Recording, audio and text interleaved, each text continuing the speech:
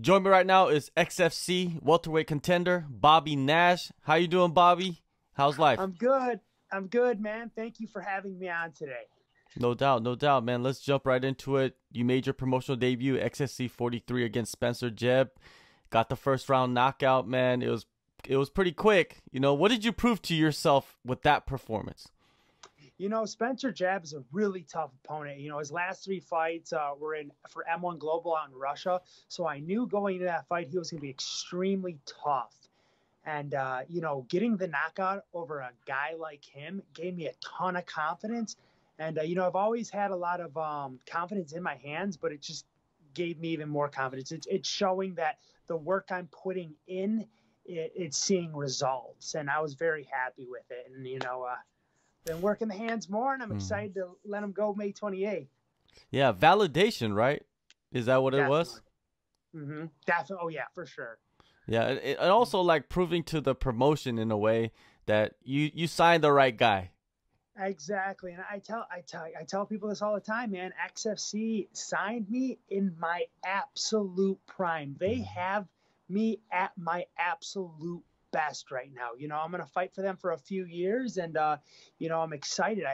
I hope to have high level competition, because right now in my career, between now and the next 2-3 years, I'm going to be in my absolute best. So I'm excited to see what I do with the promotion. I'm excited to see how my next couple fights end up. Yeah, you talk about being in your prime, and right now you're riding back-to-back first-round knockouts. There's no better example of that is those types of performances, right? How big is momentum play into the factor of, entering your next fight? Well, it does, but at the same time, you can't get comfortable, because you see these guys who are on 4 or 5 fight win streaks, and they get comfortable. And I'm trying to remember, I went on a 3-fight losing streak. So I try to almost put myself back to that. And I was hungry. I was like, I got to win. Sometimes it's scary to fight a guy in a losing streak, because they're hungry. So the momentum's great because it gives you really good confidence, but you have to remind yourself, like, hey, man, stay hungry. Stay hungry, and I'm hungry. I want to win this tournament. That's my number one goal, is to go through Ryan Dickson, go to the finals, and win the XFC welterweight tournament. Now, that fight was in November. How did you spend the rest of the year? Did you kick back and say, all right, we're not going to fight until the next year, so might as well enjoy the victory and enjoy the holidays? So, after a win, I put a lot of time. I put 8, 9, 10 weeks in a training camp. I'm busy. I'm away from the wife. I'm away from the kids.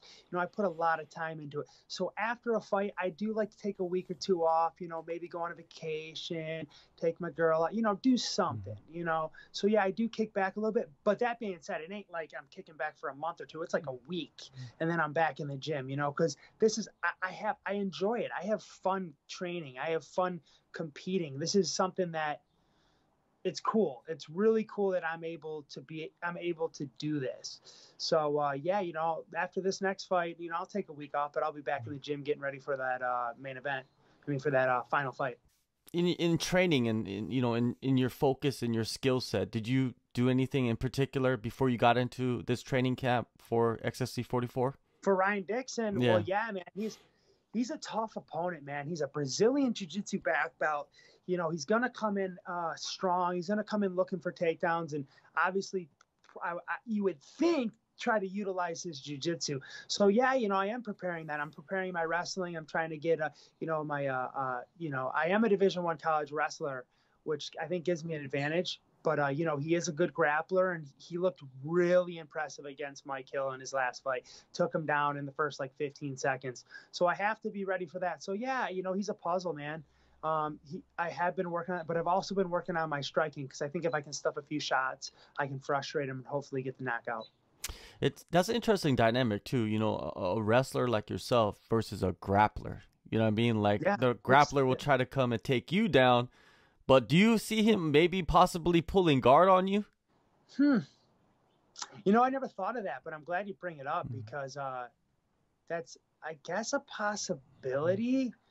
But that being said, typically in the judge's eyes, when you're on the mat and on the ground, unless you get a submission. But if you're on the ground, you're not winning. So that might not be his best idea, because I've grappled with plenty of black belts, and I'm not saying I'm better than any of them at all, you know. However, I'm very, very difficult to submit, and it's not like I don't know what I'm doing on the mat. So I think him pulling guard wouldn't be the best idea, but maybe. But I don't think it'd be the best idea. Especially with ground and pound and all those variables, exactly. you know, from, I ain't playing that jiu-jitsu shit, man. I'm gonna, you know, you want to go down, bam, I'm gonna try to kill you, you know? Yeah. And also the cage is, I think that plays a fact, you know, in your favor, right? Having that cage there against a guy like him. Yeah. What do you mean? Like the size? It's a big cage. Yeah, but the pressing somebody against the cage, if they do pull guard, you could push them over there and then stack them up. You know, and I think that's what's going to surprise him a lot, because, you know, that being said, he is a Brazilian Jiu-Jitsu black belt. He's really talented on the ground. He's tough, but he's going to be surprised when he gets on my leg and tries to take me down, when he puts me up against the cage. You know, he's a natural 55. He's fought a lot of fights at 55. I've never fought in my life at 55. I'm a natural 170-pound fighter. So he's coming up to my weight class. And he said, hey, you know, earlier in the year, he said he was going to ragdoll me. I was like, hey, man, I love the confidence you have, Ryan, but come on, man. You're coming up to a welterweight who's a true welterweight. And I'm a Division I college wrestler. Ragdolling me is not going to be easy. Skill for skill, you know, let's take away the grappling. Let's talk about the striking, man. How, you know, what do you see in that department? Do you think he stacks up against you? So when you look at his last fight, granted, it was only 35 seconds, so it's really tough to really judge off it. But he did come with a clean double jab right hand, which was, you know, it was fundamental. He doesn't really get his head offline, but, you know, he looked all right there. And then you have to go to fights that are like 5 years ago, right? So I'm expecting him to obviously be better now. I'm expecting the absolute best Ryan Dickson going in. But when I see some of his fights, there's nothing great or flashy I see. Fundamentally, he's sound. But from what I've saw, he doesn't respond well to getting hit. At least that's something I observed. You're wearing the sweater, Michigan Top Team. Is that the only spot you train, or do you have some other places you visit? You know, man, dude, it's Michigan Top Team's great, dude. I have a boxing coach, Kara Rowe. You know, I don't really need to go anywhere, because my boxing coach, Kara Rowe, is legit as they come. Darren Cruikshank, you know, an absolute knockout artist, one of the best 155-pounders in the world. You know, I have him training me with my MMA and my striking. And then I have Ariel Medina, who's a Brazilian Jiu-Jitsu black belt, and Jason Fisher, who's a Brazilian Jiu-Jitsu black belt. So I'm really fortunate with them. You know, I do my conditioning sometimes at a few places, different gyms here and there. But I mean, when it comes to like my MMA training, it's Michigan Top Team, man. Yeah, you guys have a phenomenal team there. It's a small group, but phenomenal big names. And one thing that sticks out is that you have a lot of guys that were high level wrestlers that are knockout artists. Yeah, I mean, dude, there's no question about it, man. You know, Darren Cruikshank's training out of there. He's wrestled at Olivet, Division III Olivet College. Jason Fisher, I don't know if you know who he is, but he's extremely talented. Kenny Cross, who I think he might have had on an interview, if I'm not mistaken. For sure. Yeah, Kenny Cross, granted he's got an injury, but it's an extremely talented guy. And we have tons of talent that comes through all the time. You know, Troy Lamson was coming through a couple weeks ago. He's another Division I Michigan State wrestler, good buddy of mine. And just a number of guys, dude. And yeah, dude, I'm very happy, and I believe Michigan Top Team can, you know, make me the best, absolute best athlete possible. I don't need to go here or there. Michigan Top Team's the spot, and I'm extremely happy to be a part of it. Definitely, man. Darren's done it on his own, basically. You know what I mean? Yeah, so with his guidance, he could take you to, you know, all kinds of levels. And Darren is making an amazing transition into the coaching right now. I am so lucky to have him as a coach, because not only does he have the aspect of the fighter mentality, but I'm telling you, he's one hell of a coach, man. I cannot wait to fight May 28th, because you're going to see a different Bobby Nash in the cage. And that's what I'm most excited about, just like what he's showing me to be able to perform at May 28th. And I really think I'm going to be able to. So it's going to be a lot of fun. Now, Kenny Cross, man, he got injured. I believe he had surgery. How is he doing? What's the update on that? So me and Kenny, we keep in contact, but I haven't talked to him too much. But that being said, he has not had surgery, but he's been doing a lot of strength training. He has a coach, Chris Down, who's been doing great with him, man. He's a great guy, and he's been doing a lot of good, like just get him back moving, walking. And he may still need surgery, but I haven't talked to him about it. But I know he's doing well, man. He's an athlete, dude, so he's gonna recover pretty fast. Yeah, I'm glad that hopefully he doesn't get surgery. I misheard that somewhere. Yeah, exactly. If you can if you can strength train and get healthy without surgery, that's the #1 way to go. Definitely. Now, with this fight coming up against Dickson, how do you see yourself stamping your ticket to the finals of the tournament?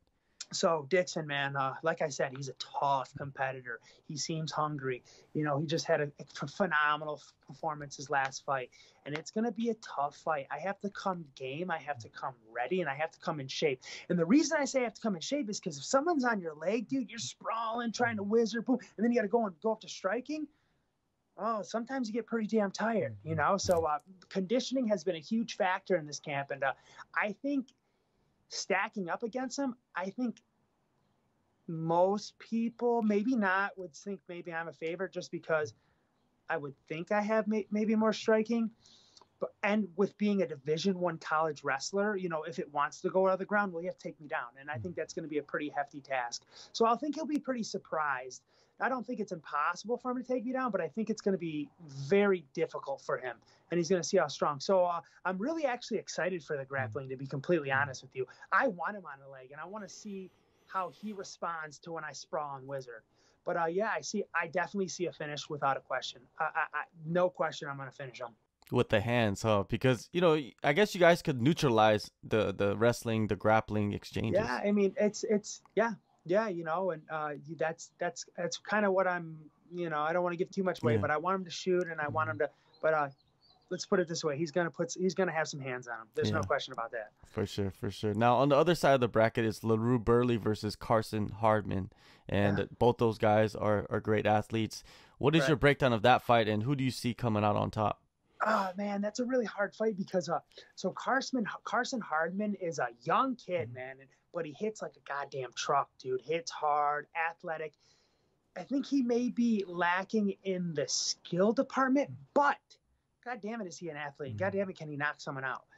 LaRue Burley is definitely a veteran. He's fought in some big promotions.